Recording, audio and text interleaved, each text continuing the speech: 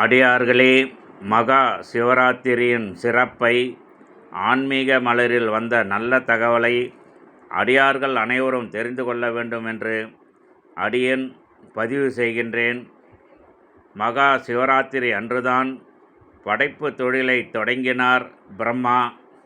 மகா சிவராத்திரி அன்றுதான் மகாவிஷ்ணு, மகாலட்சுமி, முருகன் ஆகியோர் சிவன் அருளை பெற்றனர்.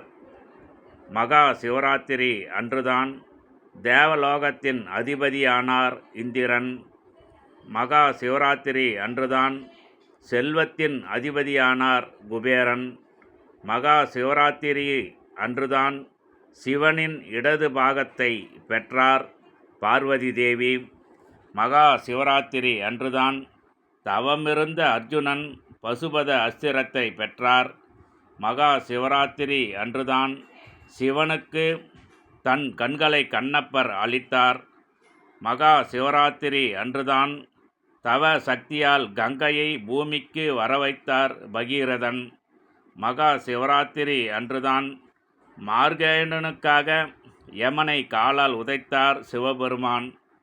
மகா சிவராத்திரி அன்றுதான் பிரம்மாவும் மகாவிஷ்ணுவும் சிவபெருமானின் திருவடியை தேடினர்.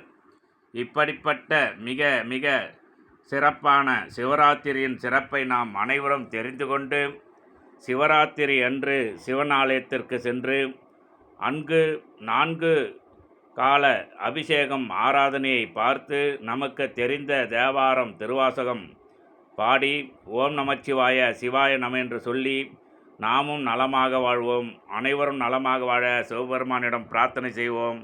திருச்சிற்றம்பலம் தில்லையம்பலம், திருச்சிற்றம்பலம் தில்லையம்பலம்.